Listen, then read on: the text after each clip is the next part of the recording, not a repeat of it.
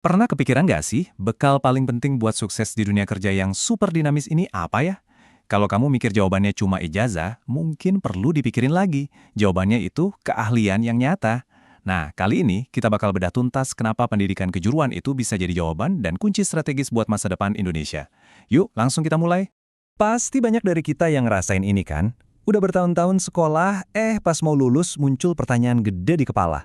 Gue beneran siap kerja nggak ya? Dan rasa ragu ini bukan tanpa alasan. Ini tuh cerminan dari gap yang gede banget antara teori yang kita pelajari di kelas sama skill praktis yang bener-bener dicari sama industri. Oke, jadi pembahasan kita kali ini bakal dibagi jadi 5 bagian.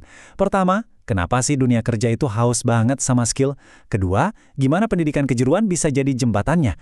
Ketiga, kita intip cara belajarnya yang unik. Keempat, kita lihat dampak nyatanya ke ekonomi. Dan terakhir, kita bahas pantangan dan harapannya ke depan. Lengkap kan? Oke, kita mulai dari yang paling fundamental dulu ya. Kenapa sih tenaga kerja yang punya skill itu penting banget? Jawabannya tuh ini bukan cuma soal karir kamu doang loh, ini menyangkut nasib dan daya saing negara kita. Coba bayangin deh, tenaga terampil itu ibarat jantungnya ekonomi. Skill mereka itu langsung bikin mutu produksi naik, tapi biayanya malah bisa ditekan. Nah inilah yang bikin industri bisa tumbuh, dari yang kecil sampai jadi raksasa. Kalau di panggung global, wah keahlian mereka itu yang jadi senjata rahasia kita, jadi pembeda. Logikanya jadi simpel banget kan? Makin banyak tenaga terampil, ya makin sehat ekonomi negara kita. Nah, kalau masalahnya adalah gap antara sekolah dan industri, solusinya apa dong? Ya ini dia, pendidikan kejuruan. Anggap aja ini jembatan tol yang dibangun khusus buat nyambungin siswa langsung ke dunia kerja. Jadi pendidikan kejuruan tuh apa sih sebenarnya? Gampangnya gini, ini bukan sekolah yang isinya teori melulu. Misi utamanya itu cuma satu, ngasah skill praktis dan teknis. Tujuannya juga jelas banget, spesifik, yaitu nyetak orang-orang yang siap tempur di dunia kerja sesuai bidangnya. Kutipan ini benar-benar nangkep intinya. Jadi, DNA dari pendidikan kejuruan itu dari awal emang buat kerja. Semua pelajaran, semua praktek, ujung-ujungnya cuma satu. Lulusannya bisa langsung kerja. Nggak ada lagi tuh drama nanya-nanya. Abis ini ngapain ya?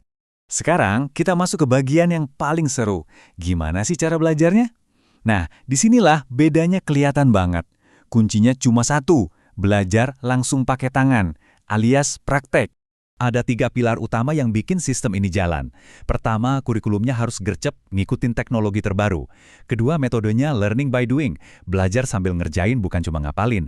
Dan yang ketiga, ini yang paling penting, harus ada hubungan mesra sama dunia kerja. Tanpa ini, 2 pilar tadi nggak bakal maksimal. Dan prinsip dari Charles Prosser ini jadi fondasinya. Logikanya simple tapi ngena banget. Cara terbaik ngelatih mekanik ya di bengkel bukan di kelas doang.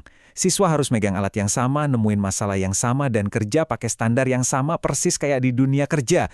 Masuk akal banget kan? Struktur kurikulumnya juga keren, dirancang kayak ngebangun piramida. Paling bawah, di C1 itu fondasinya, isinya ilmu-ilmu dasar. Naik ke C2, mulai masuk ke dasar-dasar keahlian, misalnya dasar otomotif. Nah, puncaknya di C3, di sini siswa benar-benar jadi spesialis, fokus ke satu hal, misalnya teknik sepeda motor. Jadi polanya dari umum, makin lama makin tajam. Oke, kita udah paham konsep dan cara kerjanya. Sekarang, pertanyaannya, hasilnya gimana? Apa sih dampak nyatanya? Dan ini bukan cuma buat lulusannya aja loh, tapi buat kita semua. Dampaknya itu kayak efek domino. Satu lulusan yang punya skill bisa memicu serangkaian hal positif buat ekonomi masyarakat di sekelilingnya. Gini alurnya, lulusan siap kerja, artinya angka pengangguran turun. Terus, pendapatan masyarakat jadi naik. Nggak cuma itu, sebagian dari mereka malah termotivasi buka usaha sendiri, yang artinya ngebuka lapangan kerja baru. Buat industri gimana? Ya mereka dapat tenaga kerja yang produktif. Hasil akhirnya, ekonomi lokal jadi muter lebih kenceng. Keren kan? Jadi pada akhirnya ini tuh bener-bener situasi win-win-win buat semua. Buat siswa, ya jelas, kualitas dirinya ningkat, penghasilannya juga potensi naik. Buat dunia kerja, mereka dapat tenaga siap pakai, jadi hemat biaya training.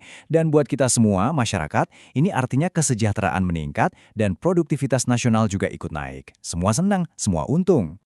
Tapi, tentu aja perjalanannya nggak selalu mulus. Biar bisa maju, kita juga harus jujur melihat kondisinya sekarang. Kita harus ngakuin tantangannya apa aja, sambil tetap optimis sama masa depannya. Masih ada PR-nya nih. Misalnya, fasilitas praktik yang kurang. Solusinya ya pemerintah dan industri harus lebih sering gandengan tangan. Terus, stigma pilihan kedua. Itu bisa dilawan kok dengan bukti nyata kesuksesan para lulusannya. Kerjasama sama industri yang masih kendor juga harus dikencengin lagi. Tapi, kabar baiknya adalah, untuk setiap tantangan ini, selalu ada jalan keluarnya. Jadi, setelah kita lihat bareng-bareng gimana pendidikan kejuruan bisa netak tenaga kerja siap pakai, muterin roda ekonomi, dan ngejawab langsung kebutuhan industri, muncul satu pertanyaan penting.